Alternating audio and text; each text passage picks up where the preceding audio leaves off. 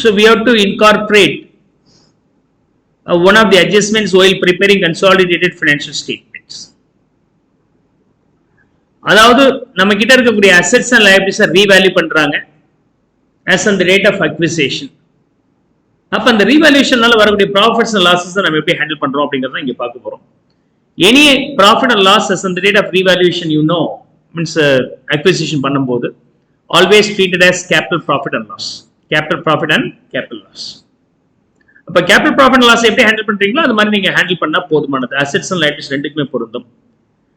இந்த பேசிக் மாடல்ல revaluation of assets வந்து depreciation கன்சிடர் பண்ணாம போறது ஒரு மாடல். அதே சமயத்துல revaluation பண்ண பிறகு depreciation adjust பண்றது எப்படிங்கறதையும் சேர்த்து போறது இரண்டாவது model. So first we will see the basic model where we don't have the depreciation adjustment. அப்ப depreciation adjustment ரொம்ப simple. Whatever the appreciation is there, no, there is capital profit. If there is a depreciation in the value, will be called as capital loss. That's all. மத்தபடி sum same தான். Of course நீங்க எடுத்த உடனே என்னென்ன பார்க்கணும், எஸ்டிமேட்டட்ல எத்தனை shares இருக்கு. 400 ஒரு ஷேர் 10 rupees னு சொன்னால் 40 shares are there. 40 shares are there. And investment in shares in estimated 600 rupees. H Limited company acquired 32 shares. 32 shares வாங்கியிருக்கிறாங்க. ஓகே, அப்போ இந்த இன்ஃபர்மேஷன் வந்து பர்சன்டேஜ் ஆஃப் ஹோல்டிங்க்கு நம்ம யூஸ் ஆகும். அந்த டேட்ல அக்வயர் பண்ணும்போது estimated had 300 reserves and surplus. And non-current assets of estimated company is valued at ₹600 on the date of acquisition. Non-current assets, அதாவது tangible assets. இதை ரீவேல்யூ பண்ணியிருக்கிறாங்க. 500 பதிலாக 600 rupees-ஆக நமக்கு தெரிஞ்சிருக்கு. So, இது வந்து related to the revaluation of assets where we don't have any worry about the depreciation. So, rest of the things are the same. We will now proceed here. Step number 1 being percentage of holding. Percentage of holding. 32 shares out of 40 shares held, right? 80% holding company வச்சிருக்கிறாங்க. அப்போ minority interest எவ்வளவு hold பண்ணியிருக்கிறாங்க? Balance 20%. Step number 2 is all about segregation of profits and losses into capital profit or revenue profit. So, total எவ்வளோ profit இருக்கு, அதில் capital profit எவ்வளோ, revenue profit எவ்வளோ. Is that okay? So, the resource and surplus of estimated being 200. So, அதை நான் எடுத்துக்கிறேன். Resource and surplus 200. அதில் as on the date of acquisition எவ்வளோ இருக்கு? 300 rupees. 300. அப்ப revenue profit எவ்வளோங்க இருக்கு? Loss 100 இருக்கும். So நம்ம வாங்கினதுக்கு பிறகு அந்த மிச்சம் இருக்கிற நாட்கள்ல அது லாஸை ஃபேஸ் பண்ணியிருக்கு. அப்ப capital profit being 300 and revenue profitல நெகட்டிவா இருக்கு லாஸ். இதை நம்ம ஹோல்டிங் அண்ட் மைனாரிட்டிக்கு நான் பிரிக்க போறேன். holding and minority 80% 240 holding 60 minority. அதே மாதிரி இதையும் நான் holding and minority ன்னு பிரிக்க போறேன். minority and holding அப்படி சொல்லிட்டு minority 20% வந்து -20, holding வந்து 80% -80. we don't have such a classification for minority இல்லையா? அப்ப ரெண்டையும் சேர்த்து நீங்க 40 ன்னு வச்சுக்கலாம். and before I go for calculating the cost of capital, and we have the revaluation profit. Revaluation profit. Bookla 500 இருக்கு, இன்னைக்கு value 600 அப்படின்றாங்க. அப்ப the difference between these two 100 rupees is the capital profit. Capital profitல கொண்டு போய் சேர்த்துக்கலாம். அந்த 300 ஓட 100 சேர்த்து 400 நம்ம பிரிச்சு போட்டுக்கலாம்.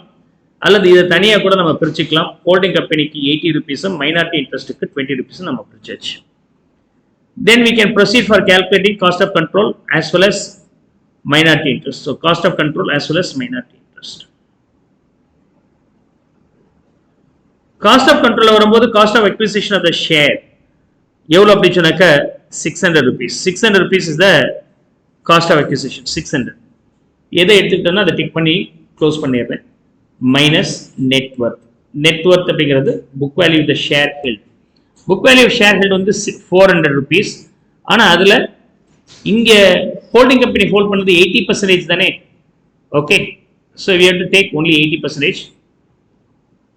240. balance book value will go to outsiders holding, அதனால அங்க கொண்டு போய் போட்டுக்கிறேன்.